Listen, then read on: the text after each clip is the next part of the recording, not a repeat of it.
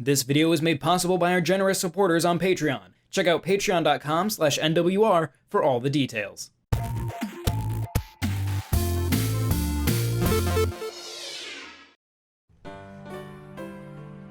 "15 years ago today, if you're watching this on the day it releases, Star Fox Command released in North America on August 28, 2006.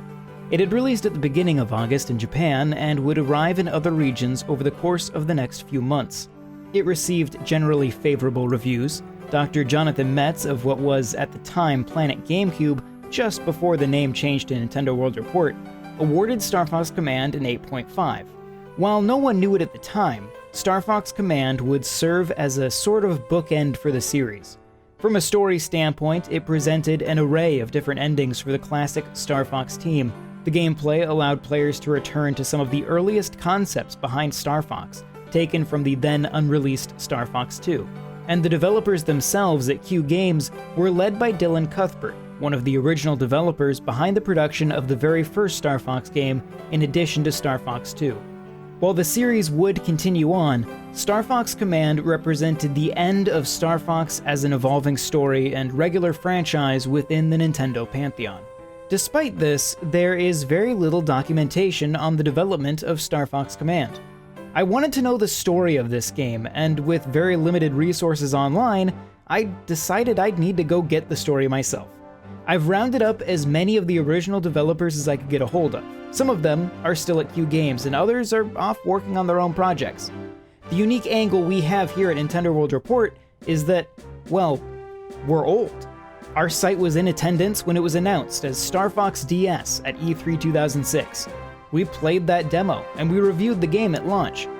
With this in mind, we're also able to journey back 15 years and hear from our staff who were covering the game at that time in order to get an even more complete picture of the game's journey to the market. My name is John Rairdin. I'm the director of NintendoWorldReport.com and an avid Star Fox fan.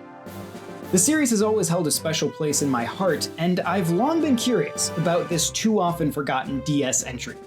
So I'd like you to join me as we explore the history, development, and legacy of Star Fox Command.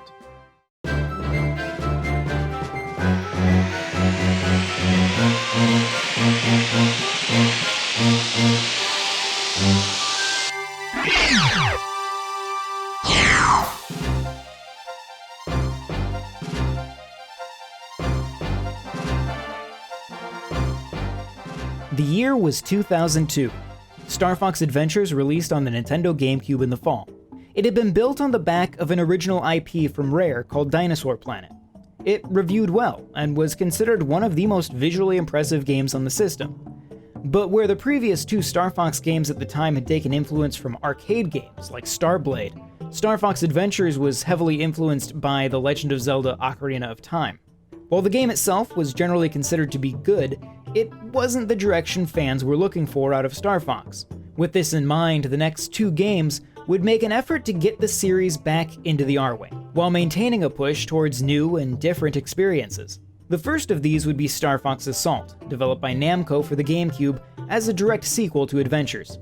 Crystal became a full-fledged member of Star Fox, and the story briefly returned the team to Saria to see familiar sights and reconnect with Tricky.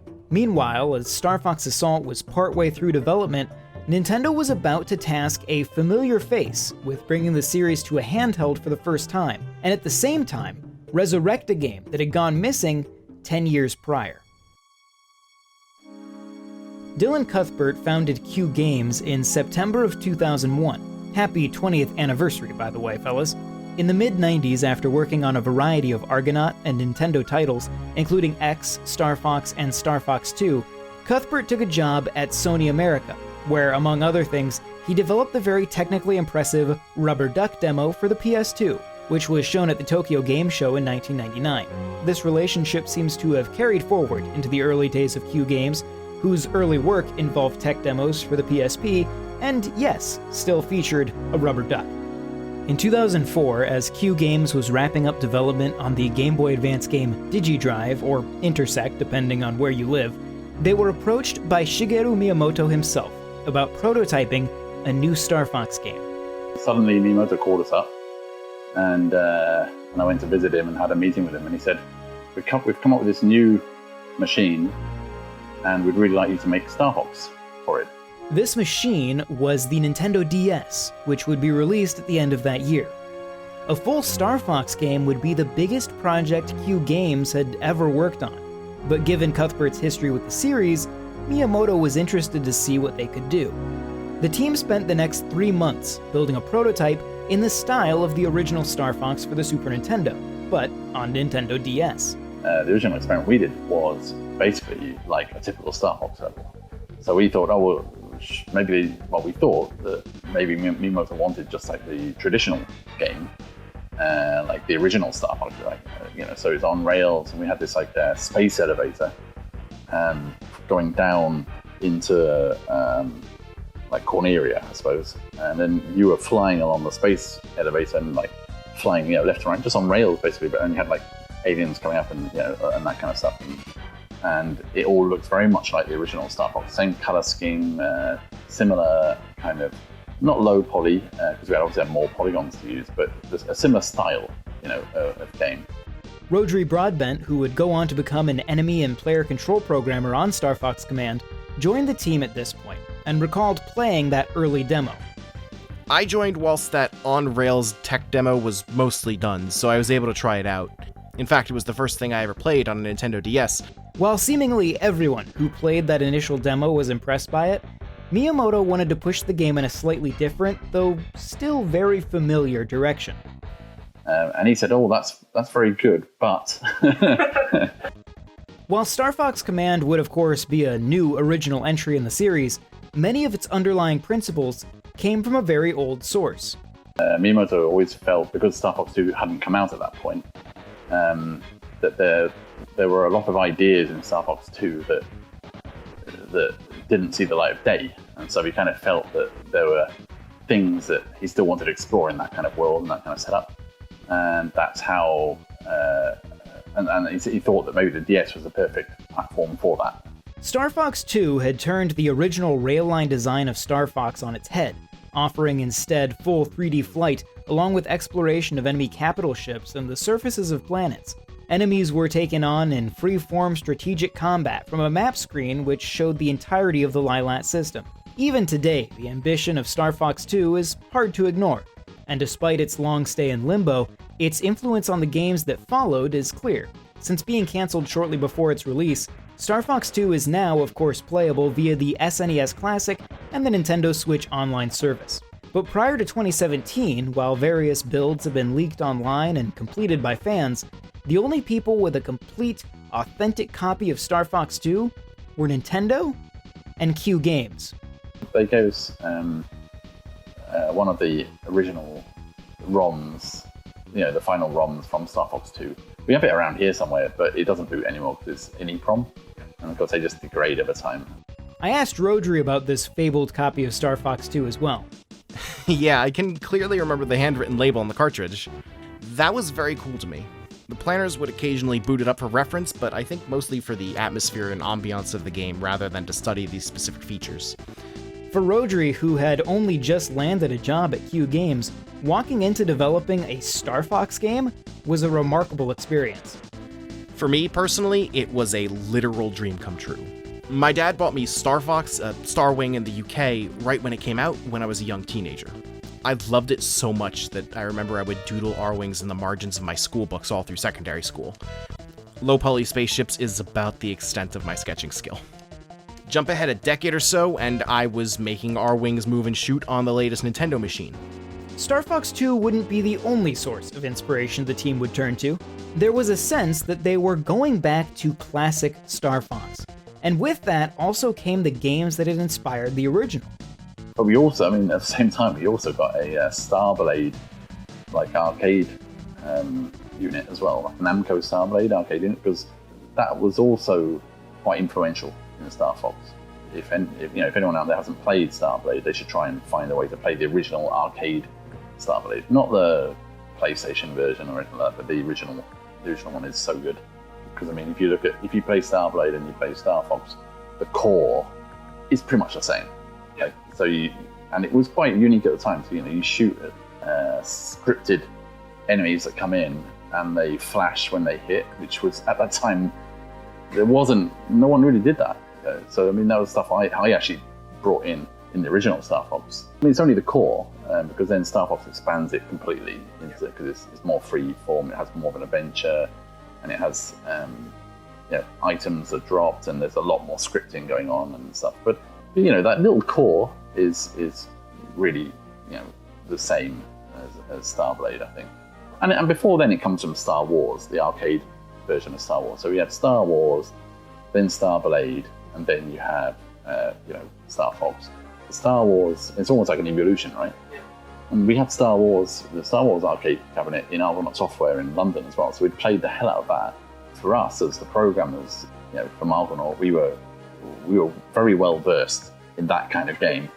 And also, of course, Star Glider as well, Star Glider 2, and I just finished doing X as well. So we were basically, the 3D shooting experts at that point, I think.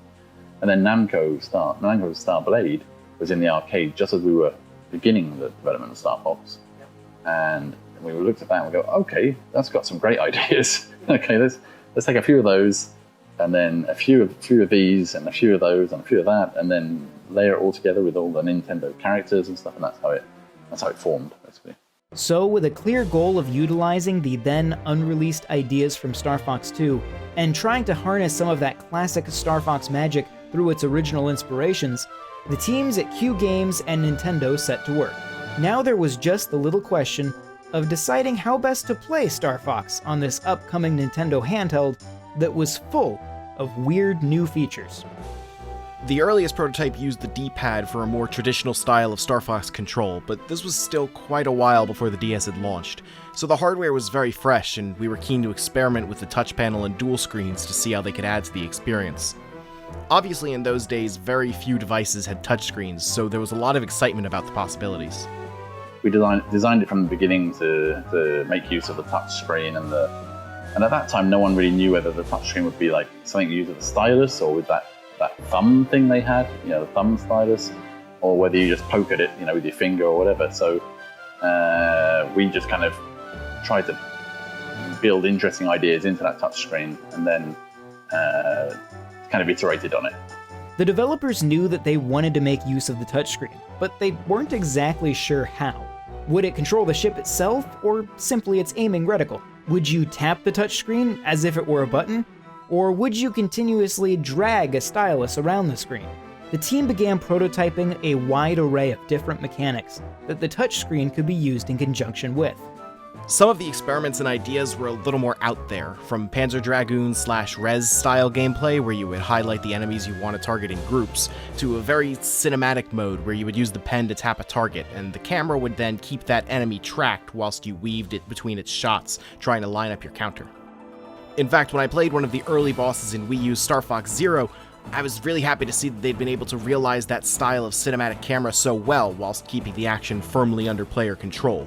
Some of these ideas, such as the Panzer Dragoon-style multi-lock, would ultimately wind up influencing features in Star Fox Command. Many of the playable characters can lock onto multiple enemies or stack their lock for greater damage.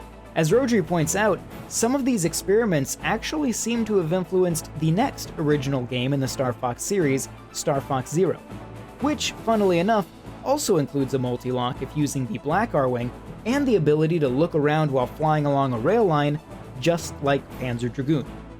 After experimenting with lots of different ideas, what seemed to work best was arguably also the simplest. Use the touchscreen like an analog stick. It was a concept that Nintendo themselves would employ in the DS launch title Super Mario 64 DS. The only downside was that using the touchscreen as your primary movement control in a 3D action game like Star Fox meant that one of the player's hands would also be taken up using a stylus. Thus, half the system's buttons would be difficult to reach. To address this problem, the choice was made to make every physical button on the system a fire button, essentially limiting the game to 2 inputs. As the man in charge of the R-Wing's flight controls, Rairdin Broadbent had to work out how to get everything that wasn't shooting onto the DS touchscreen and to actually have it function. Actually, I remember our initial version of the controls had boost as swipe up and brake as swipe down, but there were clashes there with the standard movement. and Dylan was also keen to keep all the physical buttons and D-pad unified as fire for accessibility. Fortunately, Miyamoto-san visited the office one day while I was working on Boost and Break and casually suggested in passing that we could replace the swipe with a simple upper or lower screen tap, then hold. I tried it right away, and that simple change moved the focus away from how you would trigger the action towards how long you want to hold it for once triggered. It put the player more in control, like a gas pedal, and instantly felt more immediate and tactile. It seemed obvious once he'd said it. Of course, today, regardless of how functional these controls were, many look back on those touchscreen-based DS games and question why they couldn't have also offered more traditional controls. After all, even Super Mario 64 DS also let you use the D-pad. We played with button controls as well, but we really wanted to keep the that sort of analog feel. So we didn't want to go backwards from Star Fox 64. Remember the main game that everybody loved still at that point was Star Fox 64. There were a couple of other ones as well, but they're all analog from that point on, right? So if we went back to digital at that point, it would look like a really big step backwards. The mystery of how to use the touchscreen may have been solved, but that was far from being the only unique feature of the Nintendo DS, and Q Games, along with Nintendo, were intent on using all of them. This was, after all, a team led by many of the same men responsible for getting the original Star Fox to run on the Super Nintendo, whose work would open up the way for Super Nintendo games like Stunt Race FX, Doom, Vortex, Yoshi's Island, and more. If a new Star Fox game was going to be released on this Nintendo DS, it was going to be a technical showcase in every regard. For example, players could record their own voice using the DS's internal microphone. We used the Nintendo EAD sound guys, and they just really wanted to use this system where the player records their own voice in, and then Fox and the characters all speak using sort of cut-up versions of that. More like it's a bit of an experiment, really.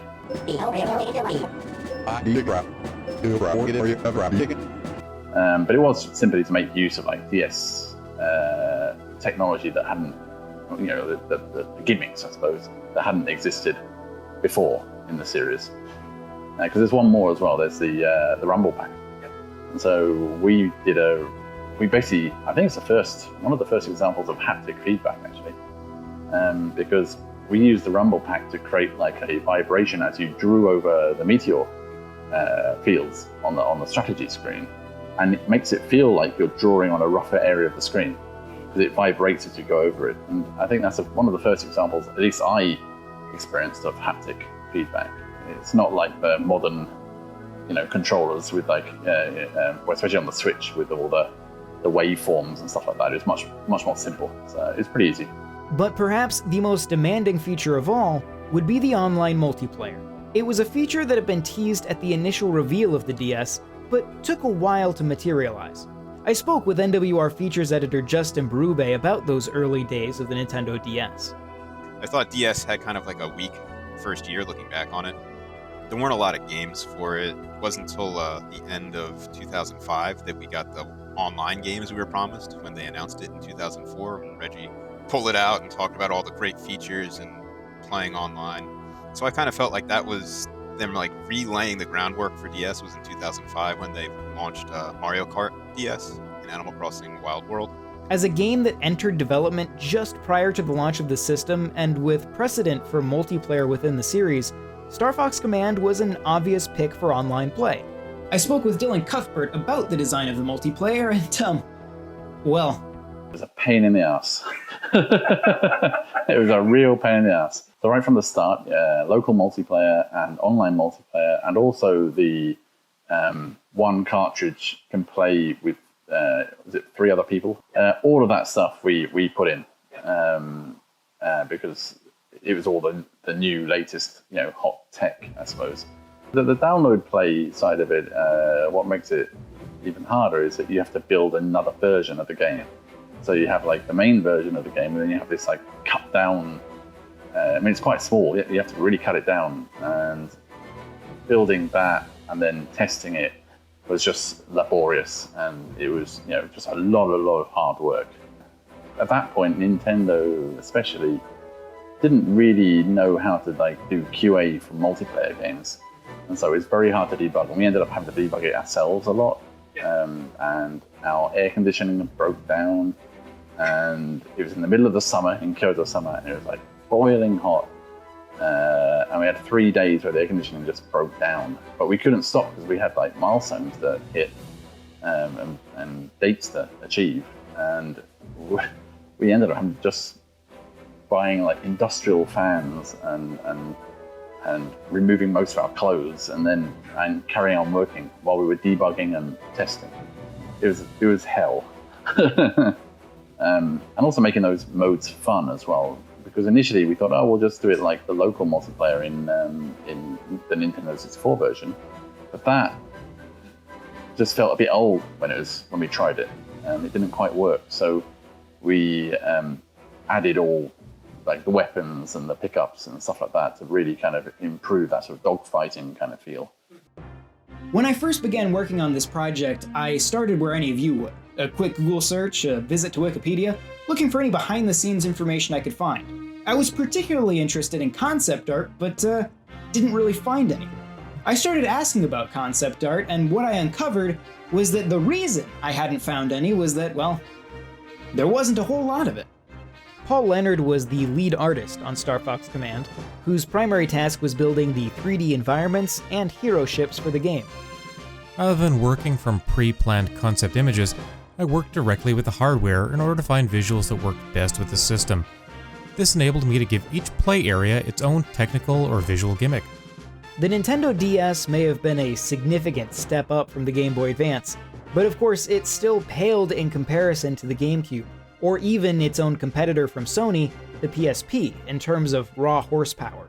With the limits of the system in mind, Paul opted to forego traditional concept art and just start building. As a result, environments weren't scaled-back versions of an artist's imagination, but rather they were built up exactly as far as the system's hardware would allow. Star Fox Command takes place across a variety of isolated biomes, with variation depending on where within the map the battle takes place. Each one was treated as a unique challenge. I wanted Canaria City to look as dense as possible, even though the amount of polygons available was very limited. I put in special effort to get 3D scenery and the sky to reflect in water. It was possible to model 3D sand dunes for Titania's deserts, and some stages had animated backgrounds. Just like the gameplay designers, he too chose to take inspiration from the same games that had led to Star Fox Command, basing color palettes of each environment on the limited palette of the original game. And just like that original game, he took limitations and turned them into stunning visuals far above the norm for the system. As the camera's draw distance was extremely short, I had to take special care blending 3D geometry into 2D backgrounds, making sure a join wasn't visible. In some cases, the hardware limitations did lead to nice results. Because the DS doesn't have texture filtering, this gives the water a sparkling effect as it is drawn into the distance. Also, due to the way 2D backgrounds were constructed, flying at high altitude gives a curvature effect on the horizon line. Star Fox Command's visuals wowed convention goers when it was first revealed at E3 2006, and Planet GameCube awarded it runner-up as best graphics of the convention. Michael Cole wrote that its impressive draw distance and surprisingly detailed areas really show what can be done with a Nintendo DS. And Carl Castaneda said that Star Fox was a huge technical leap on the Super Nintendo, and just as it surprised us back then, Star Fox DS is impressing us now, with great graphics combined with fast and fluid motion. Time will tell if Q Games can bring the series back from mediocrity. That comment about bringing the series back from mediocrity highlights one of the greatest challenges that Star Fox Command would face, and it was a challenge the series had been facing since the moment Fox set foot on Dinosaur Planet. Since Star Fox 2 had been cancelled before it was released, fans were treated to 2 games in a row in Star Fox and Star Fox 64 that strongly focused on rail-line gameplay. But to the developers at Nintendo who were aware of Star Fox 2, such as Shigeru Miyamoto, that was never what Star Fox had represented. Right at the start of Star Fox Command, Miyamoto went on a little, not a rant, but he was quite strong with his opinion that Star Fox was his kind of 3D experimental series. He didn't want it to be pigeonholed into one genre or one thing. So he'd say that the reason why the original Star Fox was only on rails was because it was that was the limit of the technology at the time. They wanted to have a high frame rate. So if you have all all range. There were lots of issues, with visibility and stuff like that. So, and then when it came to Nintendo 64, they had the high frame rate. So then they experimented a bit more with like the all range stuff. In fact, they'd already experimented with Star Fox 2, of course, with all range stuff. So what he wanted from Star Fox Command, or what he wanted from us, was to make something that was like another experiment in another genre of 3D.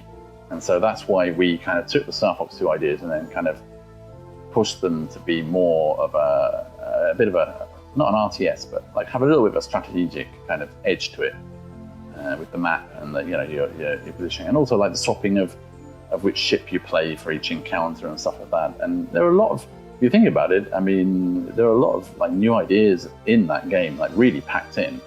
The idea of having like turns or kind of like lives for turns to like complete like the map, which is kind of like a puzzle in a way. And then of course the branching storylines in the game, which is also very unique at the time. There's been a couple of games since then that do that. For a mobile game at least, there were a lot of very interesting new approaches to playing Star Fox in there. It was a bit out there, really. Miyamoto encouraged the team to break the mold, to take those ideas from Star Fox 2 and to push them out farther than anything had gone before. But as Cuthbert highlighted, that didn't just apply to gameplay. It was the way the story was told as well. My own impression is that Nintendo thinks of Star Fox as a chance to bring more cinematic, scripted, dramatic sequences into their library. The genius of the original Star Fox team was in how they reliably created dramatic moments in real time on such limited hardware through clever use of character interactions and scripted events. Seeing Falco under attack, chased by a group of enemies, and being able to interact with that drama to save him was pretty unusual during actual gameplay in the early 90s. I think what that success did was create a link between Star Fox and cinematic, dramatic events in real time. Then, after they basically perfected that with Star Fox 64, all the games since have explored other ways to use new technology and hardware to improve or expand upon the drama. For Star Fox Command, the story was headed up by Takaya Imamura.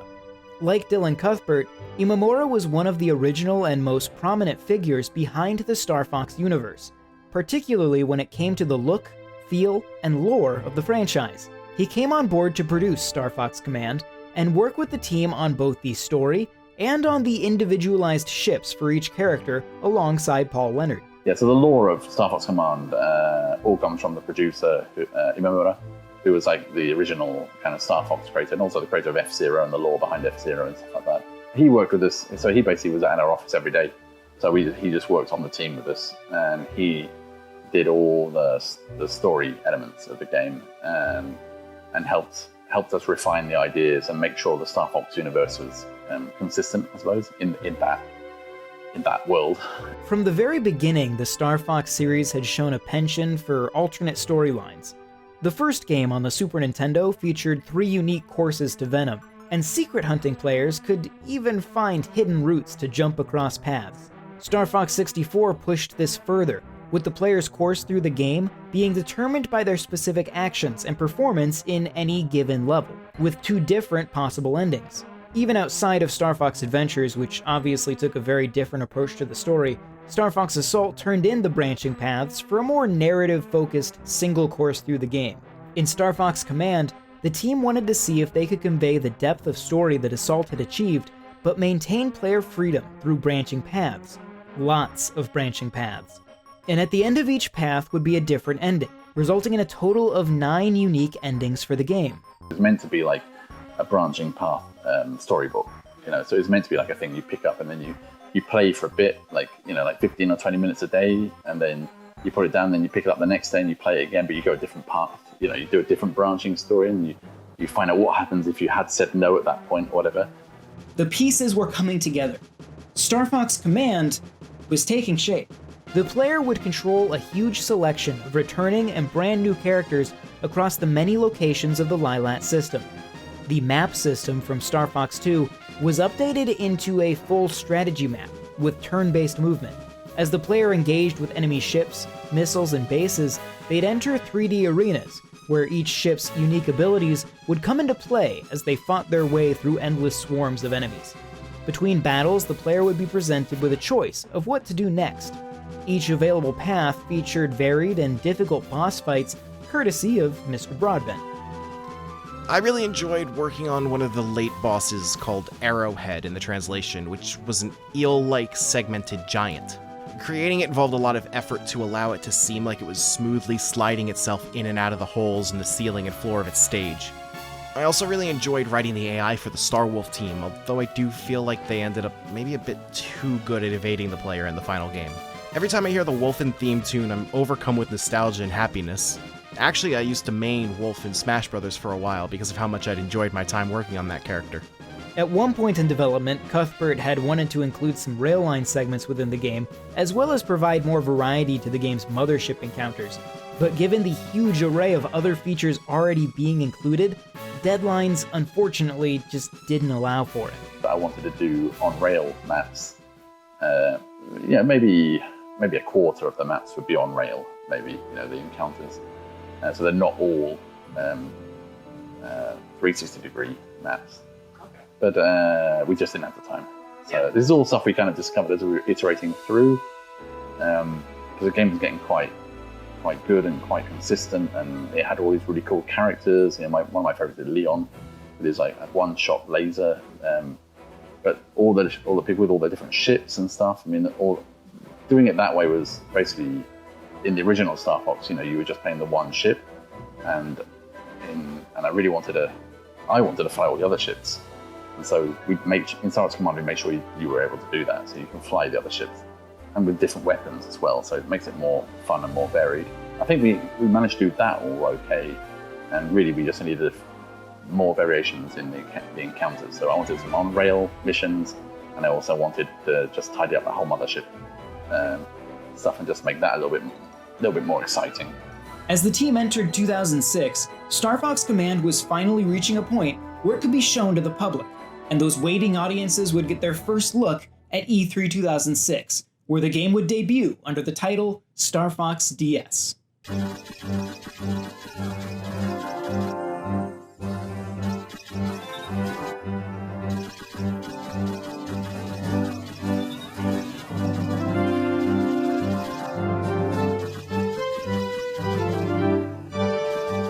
Ironically, their biggest competition for attention that year would come from Nintendo themselves. The booth setup at E3 that year there was a whole separate section of Nintendo's booth for the Wii. You couldn't play the Wii outside of this. There was a very long line, and there's probably plenty of videos on YouTube and online elsewhere that shows a lot of people just rushing to the line as soon as the doors open, because I think some people were waiting in line 6 hours to just play the Wii. The Nintendo Wii would, like Star Fox Command, launch later that year, and the hype would be a challenge for the DS to match. But that didn't mean Nintendo was going to leave it out in the cold. The DS had been on the market since the end of 2004, and Nintendo was ready to make a big push for software on the system. According to Aaron Kaluska, who helped cover the event for us back in 2006, the E3 demo featured several difficulty levels, each of which sent the Star Fox team to various locations, both in space and on the surface of planets. He compared the graphical quality to that of Star Fox 64. Impressions of Star Fox Command were largely positive at E3 2006, even with the Wii crowding the DS out of some headlines. A few short months and an official title change later, Star Fox Command was ready to land on store shelves. The game had been in development for just under 2 years, a pretty long time for an early DS game, and longer than the team had initially expected. But it was crucial in order to include all the features and modes they wanted in this ambitious title. In his original review for our site, Dr. Jonathan Metz praised the strategic gameplay and cited the touch controls as being an improvement over those found in Metroid Prime Hunters, which had launched just a few months earlier. Many players, myself included, fell in love with the ridiculous and oftentimes melodramatic stories that the branching paths told. NWR staff member and connectivity editor Alex DeFreitas explained his experience with the game this way. You know what it is? It's the chatter between the characters. And in Star Fox Assault, they really expanded that chatter, especially with like the in-between the level segments. You actually get to know how the characters relate to each other. I mean, they're just like cartoon characters. But those personalities are so well developed in my mind that I feel like I know them a lot better than most other video game characters. And I think Star Fox Command like takes that and then runs with it I remember getting really invested into the characters because I would like have a notebook and I would write down like which plot line I had just followed. And I think the one that I remember the most vividly was Panther, in my mind, stealing away Crystal from Fox. I think I got really invested into the melodrama of the stories and the relationships between the characters. So that one hurt as a child. Star Fox Command would go on to sell about 500,000 units worldwide. Like the previous Star Fox games before it, Star Fox Command's sales expressed a waning interest in the series. Whether that comes down to franchise fatigue or Miyamoto's vision of 3D experimentation not lining up with what players wanted is up for debate. And while Q Games themselves would be the ones to break that trend a few years later with Star Fox 64 3D, the aura around Star Fox Command is still one of creativity and exploration. As I spoke with the various developers who worked on the game, each one had their own perspectives. However, one consistent comment arose throughout every interview: that Star Fox Command was one of the most enjoyable experiences they had ever had making a game. As we're faced with more and more stories of poor working conditions within the game industry, hearing unanimously positive things from developers of a game is incredibly refreshing. Paul Leonard would eventually shift to working with another of Star Fox's original developers on Tank Troopers, which was directed by Star Fox programmer Giles Goddard. Paul is currently working with 17-Bit on the VR title Song in the Smoke. Rodri Broadbent formed his own company, Dako Dako, where Nintendo fans may know him best for Scram Kitty and his Buddy on Rails, a favorite within the Wii U indie scene. Q Games would continue with the Star Fox series, releasing Star Fox 64 3D onto the Nintendo 3DS in 2011 to virtually unanimous praise, and was one of the first must-own games for the system. Cuthbert also got the opportunity to return to one of his very first games with Nintendo in a sequel to the Game Boy title X, called Xscape, as part of Nintendo DSiWare in 2010. The company has continued to release games on Nintendo platforms, including the Nintendo Switch, with their most recent release being Pixel Junk Eden 2 in December of 2020. As for Star Fox Command, it received a re-release on the Nintendo Wii U Virtual Console in 2015, where it plays excellently across the system's two screens. Despite its low resolution, the art and gameplay hold up excellently to this day, even on the big screen. In fact, the Wii U version is the version you've been seeing footage of throughout this video. Star Fox Command is a bittersweet game. It simultaneously represents the final game in what I would consider the golden age of Star Fox, while also being a love letter to many of the elements that forged the series. It is a bold exploration of what a handheld could do with 3D, much like the original Star Fox was for the Super Nintendo. It spawned a renewed interest in Star Fox 2, and may very well have contributed to its eventual release. Like most great Star Fox games, it pushes its system and takes advantage of every tool at its disposal. We're coming to the end of this story of Star Fox Command, but as I finished up with my interviews, I took the opportunity to ask Dylan Cuthbert what he thought about the game 15 years later. Here's what he said. Yeah, so it's been 15 years, and for Star Fox Command, it was one of the most fun games I've developed. We were kind of right on the edge of our seats, I suppose, as we were making it. We were kind of on the limits of we'd never made a game of that size before at the time. We'd done like prototypes and stuff like that, but we hadn't taken one to full completion. And it was with Star Fox, so I was happy, really happy that we were doing working on Star Fox as well. And there were a few like core Star Fox fans who initially were just like, "What is this? I don't understand." But they're like the squeaky wheels. There was only a small group really, and the majority of people who played it actually really enjoyed it. And maybe it didn't sell as well as the Nintendo 64 version of Star Fox, but it still sold quite a bit. And we still get fan letters from it, from people who played it back then, who were maybe kids back then as well. They grew up playing it. Looking back on it, it's a very, very fond period. I think it formed a lot of bonds. A lot of people who worked on the team are all still here at Q Games 15 years on.